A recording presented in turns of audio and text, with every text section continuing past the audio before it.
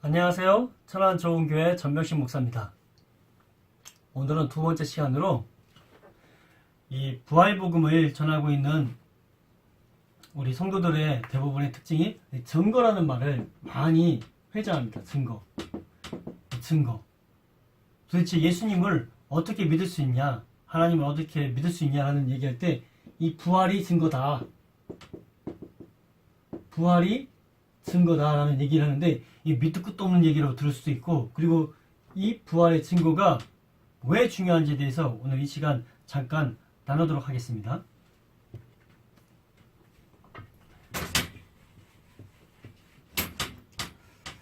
우리 기독교인들은 무엇을 믿습니까?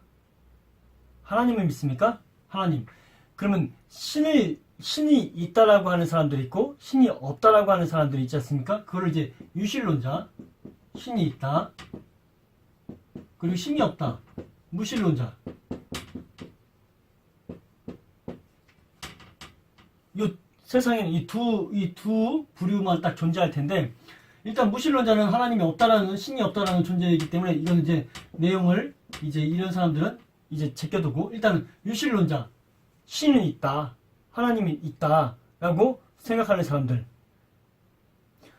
하나님은 있다, 신은 있다라는 이 말에 수긍한다고 해서, 그렇다고 해서 우리가 이 사람은 구원받았다 라고 얘기하기는 좀 어렵지 않습니까? 이 알라를 믿는 이 이슬람 사람들도 신은 있다, 알라는 있다, 그가 전능하신 하나님이다 라고 인정하고 있고, 그를 위하여 자기 인생을 걸고 그렇게 살고 있지 않습니까? 그리고 유대의 하나님을 믿고 있는 그 이스라엘 사람들도 신의 존재에서 부인하지 않지 않습니까? 그럼 도대체 이 유실론자 안에서 우리 기독교인은 어디에 포함되는가? 그것은 바로 우리가 잘 알고 있는 삼위 하나님, 삼위일체 하나님, 성부, 성자, 성령. 우리는 이 성부, 성자, 성령 하나님이 유일한 하나님이다 하는, 우리는 유일신 신앙을 가지고 있습니다. 유일신. 똑같은 유일신이라 할지라도 하나님은 한 분이다 라는 개념이 아니라 하나님은 성부, 성자, 성령, 이 삼위로 계시는 하나님이다 라는 이런 개념이죠. 그러니까 유일신, 같은 유일신인데, 유대인들도 유일신이고 이슬람도 유일신인데, 우리는 그 유일신 하나님께서 성부, 성자, 성령 하나님으로 존재하신다 라는, 이것이 우리가 완전히 다른 세상에서 말하고 있는 이 유일신을 믿고 있는 신의 존재에 대해서 인정하고 있는 사람들하고 갈라지는 거죠. 그러면 이거 우리가 이렇게 볼 수 있죠. 이렇게 성부, 성자, 성령 하나님께서 천국에 계시고, 그리고 이쪽에 지옥에 있고, 지옥이 있고, 우리가 살고 있는 곳은 여기가 아니지 않습니까? 우리는 여기 세상에 살고 있죠. 세상을 성경에서는 어둠이라고 표현하지 않습니까? 어둠. 네. 이 세상에서 우리가 살고 있는데, 이 세상에 살고 있는 그 어떤 사람도 이 천국과 지옥에 가본 사람이 없죠. 갔다 온 사람이 없는 거죠. 그러면 이렇게 질문하는 분이 계실 수 있겠네요. 그러면 천국과 지옥에 갔다 온 간증을 하신 분들은, 그 사람들은 뭐냐?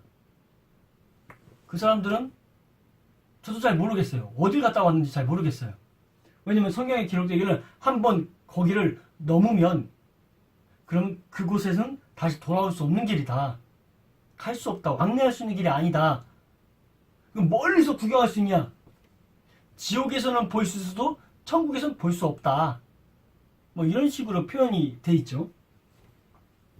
그러면 이 성부 하나님, 이 성령 하나님, 성자 하나님, 이 삼위 하나님께서 무엇으로 존재했냐? 영으로 존재하셨죠.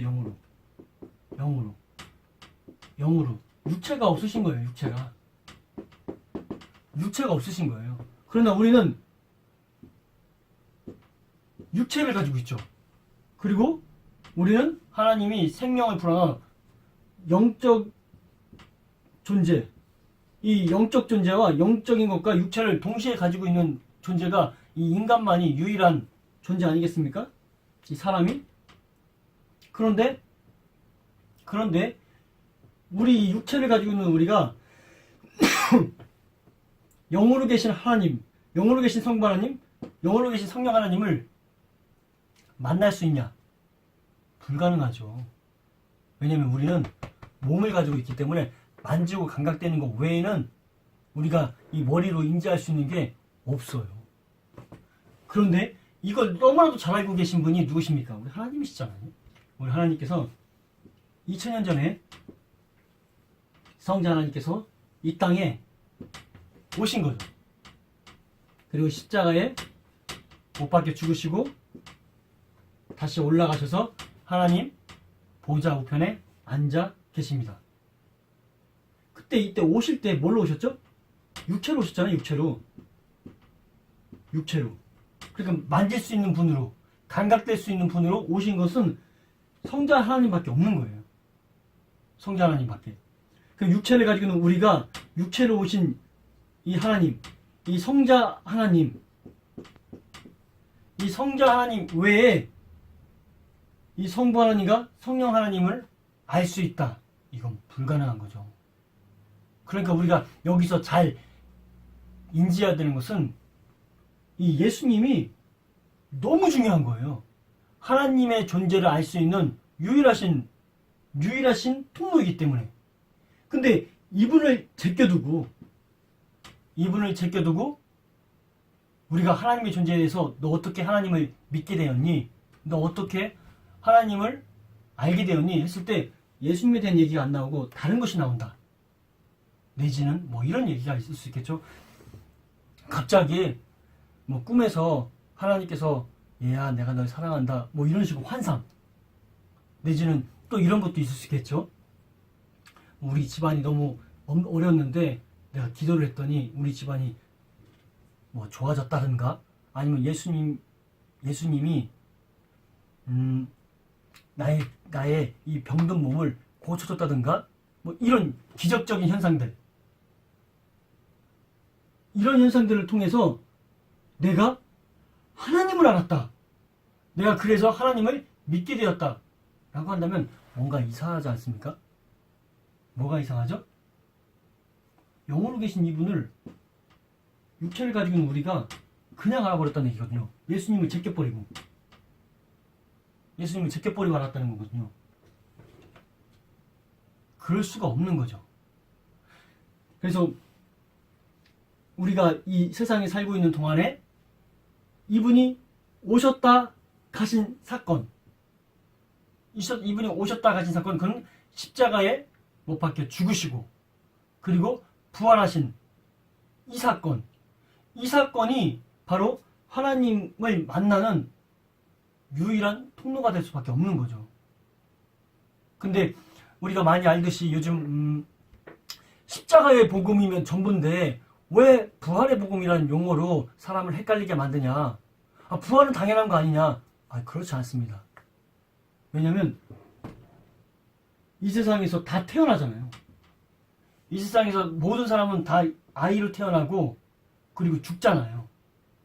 이 세상의 모든 사람이 그러할진데, 그런데 오셨다 가신 사건, 요 사건이 증거가 안 되면 우린 다 왔다가 끝나버리는데, 죽어버리는데 어떻게 우리가 하나님을 알 수 있겠습니까? 없는 거죠. 그래서 이 부활의 복음은 이 증거가 너무 중요하다. 이 부활의 증거, 오셨다 가신 사건, 이 사건을 하나님을 만나는 통로라는 걸 정확하게 인지해 주셨으면 감사하겠습니다. 다음 시간에는 이 증거를 가지고 더욱더 어떻게 복음을 전하고 있는지에 대해서 이 복음 증거 방식의 차이점을 좀 알려드리도록 하겠습니다.